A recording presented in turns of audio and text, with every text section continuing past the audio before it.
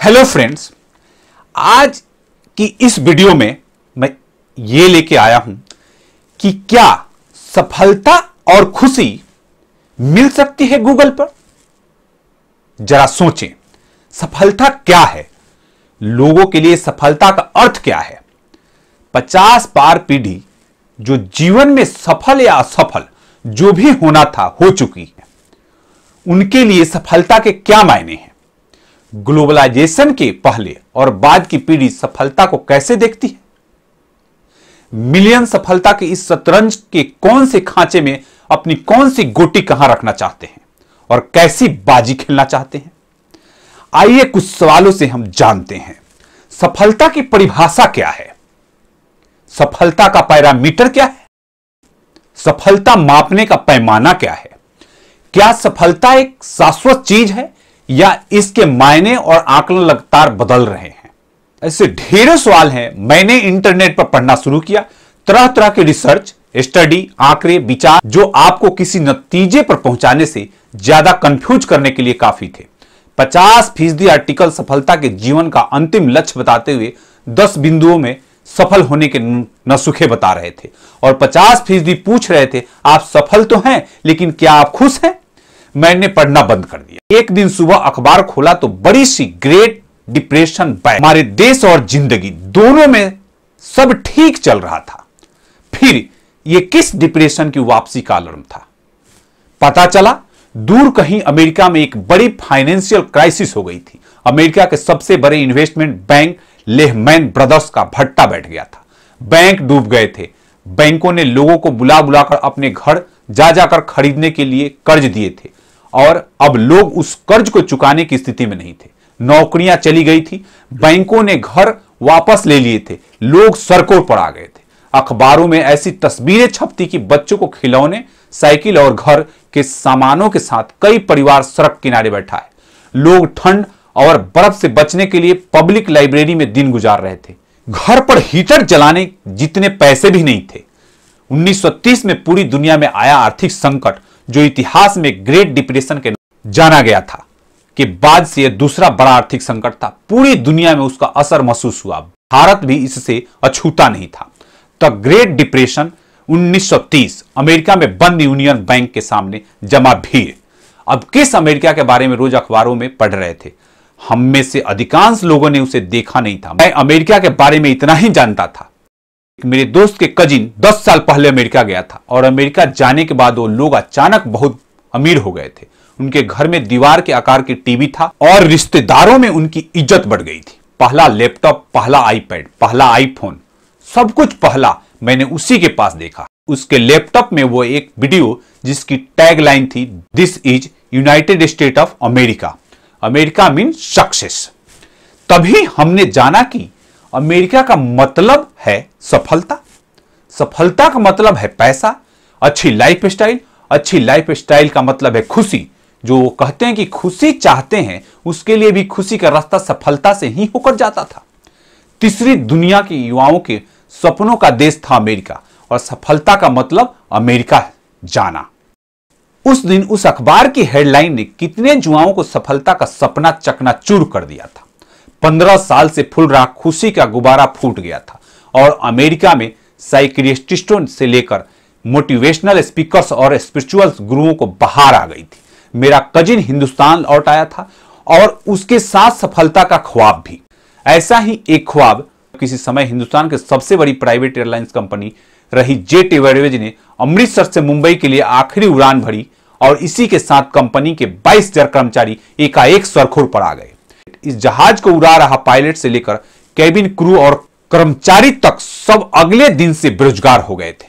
Company बंद हो गई थी। कहीं हम भी इस भीड़ का हिस्सा तो नहीं।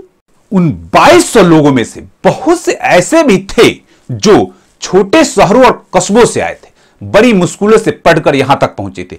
छोटे शहरों की लड़कियों ने एयर होस्टेज बनने के लिए घरों में लड़ाइयां लड़ी थी। जब पहली बार एयरलाइन की नौकरी मिली तो लगा था सपना पूरा हो गया। यह सफलता थी और सफलता का मतलब खुशी था।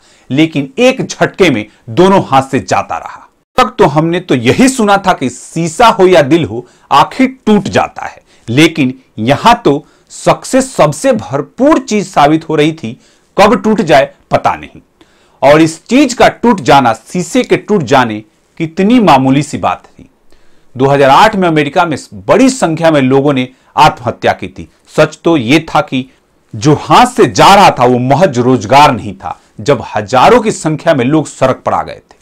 यह सिर्फ नौकरियों का जाना नहीं था, ये उस सपने का टूटना था जो बैंक पिछले 30 साल से बेच रहे थे। जो घर नहीं बेच रहे थे, वो सपने बेच रहे थे, वो सफलता बेच रहे थे। और नौकरियां महज नौकरी नहीं बल्कि एक खास लाइफ स्टाइल्स, सक्सेस खुशी का आइडिया थी।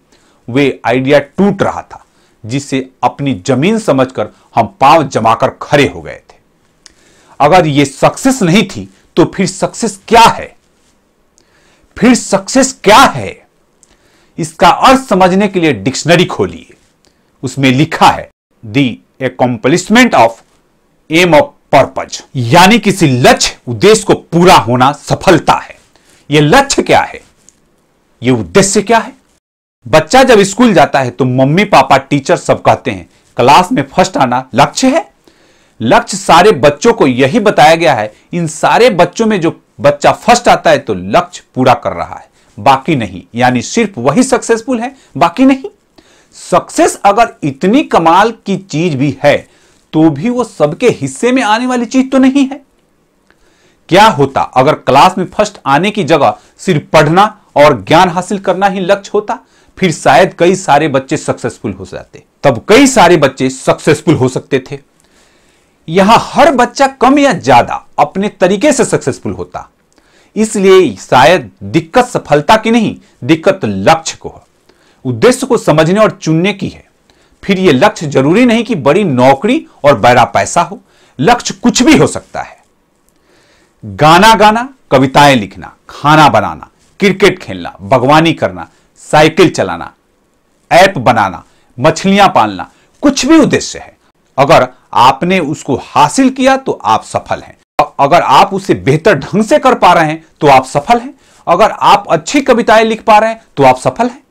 इस सफलता का कोई पैरामीटर नहीं है कि कितना मात्रा में उद्देश्य पूरा होना चाहिए। कितनी सफलता का मतलब सफलता होता है। बाहर कोई पैमाना नहीं है, पैमाना अपने भीतर है। अगर आप खुश हैं तो आप सफल हैं। जो महानगरों और बड़े शहरों के समृद्ध परिवारों में पैदा नहीं हुआ है, जो अंग्रेजी मीडियम के स्कूलों में नहीं पढ़ा, जिसके लिए जीवन की बुनियादी चीज हो नौकरी, शिक्षा, सुरक्षा की कोई गारंटी नहीं है, और जिसका संघर्ष प्रिविलेज्ड लोगों के मुकाबले कहीं ज्यादा है, और वो भी एक ऐसे समाज में जहां हर किसी को आजादी नहीं कि वह सफलता को अपने ढंग से परिभाषित करे। सफलता की बनी बनाई परिभाषा हमारे दिमागों में इंजेक्ट कर दी गई है और हमसे उम्मीद की जाती है कि हम सिर्फ उसके फॉलो करें। यह परिभाषा आपके दिमाग में भी इंजेक्ट है। इसे पढ़ रहे हैं, बेहतर शिक्षा, बेहतर नौकरी, बेहतर पैसा। जीवन में इन सारी चीजों की जरूरत से इनकार नहीं, और ना ही इस बात से ये हासिल करने के लिए आपको बाकी प्रिविलेज्ड लोगों के मुकाबले ज्यादा मेहनत भी करनी चाहिए। लेकिन इसके साथ दो सवाल। पहला, जो जरूरत तो है जीवन की, लेकिन क्या वह लक्ष्य है? दूसरा, जब हम बेहतर नौकरी, बेहतर पैसा बोलते हैं तो दरअसल कितना बेहतर होता है? हम सही जवाब तक तभी पहुंचते हैं जब खुद से सही सवाल पूछे। वरना शिक्षा और सफलता की पारंपरिक परिभाषाओं को चुनौती देने वाली कहानियां भी जिस तरह हमें कंफ्यूज करती है, वो भी कुछ कम खतरनाक नहीं है। याद है फिल्म तारे जमी पर? पूरी फिल्म में यह कहती रही कि एक बच्चा पढ़ने में अच्छा नहीं, दुनिया की रेस में नहीं। तो क्या हुआ? हर बच्चा अच्छा है, हर बच्चे का अपना गुण है। वो पेंटिंग में अच्छा है, जरूरी नहीं वो गणित पढ़े, वो चित्र भी बना सकता है। फिल्म सफलता के पुराने आइडिया को लगातार ब्रेक करती है और अंत में जाकर उसी सफलता के गड्ढे में गिर जाती है। जहां बच्चे को फर्स्ट प्राइज दिए बगैर फिल्म अपने मुकाम तक नहीं पहुंचती। महत्वपूर्ण क्या था? पेंटिंग बनाना और अच्छी पेंटिंग बनाना। फिर बच्चे को फर्स्ट आने की क्या जरूरत थी? हम एक कंफ्यूज दुनिया में हैं। स्कूल, घर, आसपास के लोग और यहां तक कि नए विचार वाला सिनेमा भी आखिर में कंफ्यूज ही कर रहा है।